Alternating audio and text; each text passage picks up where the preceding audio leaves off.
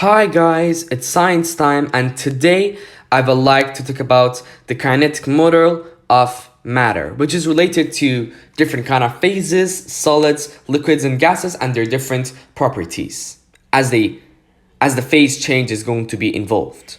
So let's go. But guys, before going through this video, I will be asking you to subscribe my channel, like, comment as much as possible. Therefore, my upcoming videos are going to be much more well specialized compared to my last videos. So let's go. And now solid, liquid, and gas related to its shape and volume. We have three kinds of matter in the universe, including solid, liquid, and gas.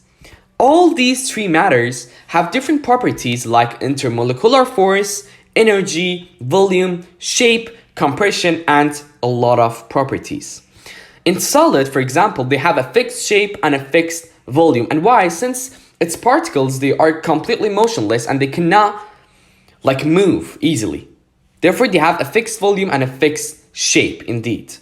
In liquid particles, they have flexible shape, which means that whenever they are going to be poured in a glass of water, or they are going to be they are going to be poured in a different glass of water, they are going to take the shape of the container. And also they have a fixed volume. Their volume is not going to be changed anymore. But in gases, they have a flexible shape, same as liquids, but they have also a flexible volume, which means that, for example, let's imagine that we are putting gas inside a glass of water or like a bottle.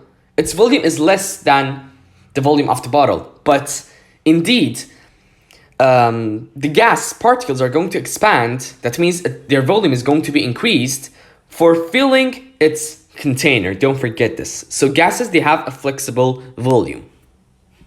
So, and now intermolecular force. What is it? So guys, like in simple words, the exact reason in which thermal energy must be applied to a substance to change its phase, either from solid to liquid or liquid to gas.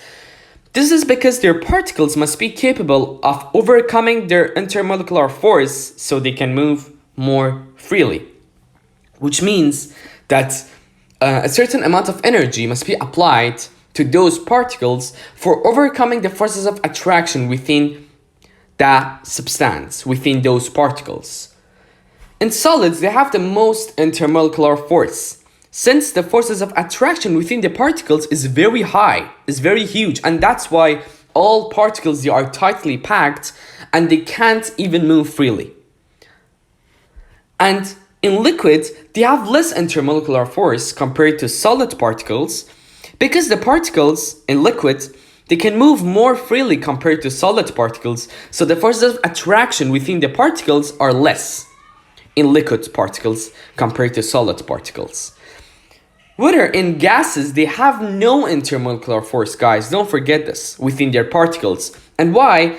This is because they are moving in a random motion far apart from each other. That means they are moving completely freely and there is no forces of attraction within the particles. And that's why I'm saying that whenever we are going to put gas inside a huge bottle, that gas is going to expand as much as possible. That means its particles are going to get far apart from each other as much as possible to fill its container. Therefore, no forces of attraction. And now, energy. As the average kinetic energy, or let's say the speed of the particles, or let's say of a substance, is higher, its energy is going to be also much higher compared to a substance which its particles are not moving rapidly. There's a tip here, guys, that don't forget this. That a higher energy means a higher temperature, and a higher temperature or a higher energy defines a higher average kinetic energy. So guys, gases have the highest amount of energy composed inside themselves, inside their particles. And that's why gases are moving much more rapidly compared to liquids and gases. And that's why I'm saying that these gases, its particles, they are exerting the most amount of pressure in the wall of its container, because its particles, they are moving much more faster. Therefore, they are carrying much more energy with themselves. Therefore, when more energy is being applied, this means more force and finally more pressure. Liquids have less amount of energy compared to gases. Why? And since its particles are moving less rapidly compared to gases. Solids have nearly no amount of energy. And in intermolecular force, I said gases, they have no intermolecular force. But now I'm saying solids, they have nearly no amount of energy composed inside themselves, inside their particles. And why? Because they are completely motionless, and unless they are heated, and they are only vibrating, that means they are not moving at all. So guys, I wanted to use this information for putting it in action while a phase change is going to be involved. So guys, as you can see, when a solid substance is going to be converted into a liquid substance, in this case ice to water, ice particles, they are going to gain kinetic energy and they are going to move faster. That means they are no more going to only vibrate. That means they are no more going to be tightly packed. And they are going to move in a much higher rate when they were only tightly packed with each other.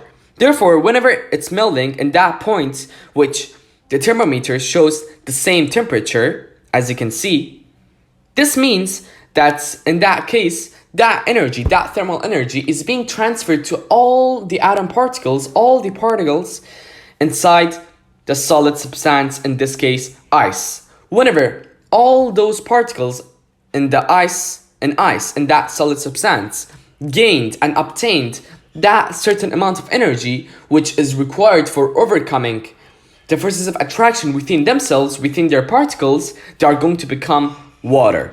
And the same thing for water to gas. So, and guys, instead of intermolecular force and energy, I would like to talk about compression. Whenever a substance can be compressed or expanded, no difference, easily, defines that its volume can be easily changed. And if you refer on my last couple of slides, my first slide that I talked about volume and shape, I said that gases, they have a flexible shape. They have a flexible shape and they have a flexible volume, which means that whenever they are going to be poured or they are going to be put inside a huge bottle, they are going to expand until they fill the whole container. So gases are capable of being compressed easily. And why? Because they have a flexible volume. This, and most of the IGCSE teenagers, they are having problem in this concept, which they think that the liquid particles, they are capable of being compressed. But that's completely incorrect. And liquid particles aren't capable of being compressed easily. And why? Because they will take the shape of the container, but cannot be compressed. That means they have a fixed volume. They have a flexible shape, but they do not have a flexible volume. They are only going to take the shape of the container. And solids, it's really simple, and they aren't capable of being compressed at all, since their particles are tightly packed. And as you can see in the picture, solid, liquid, and gases. The gases, they are moving more rapidly compared to liquids and solid particles.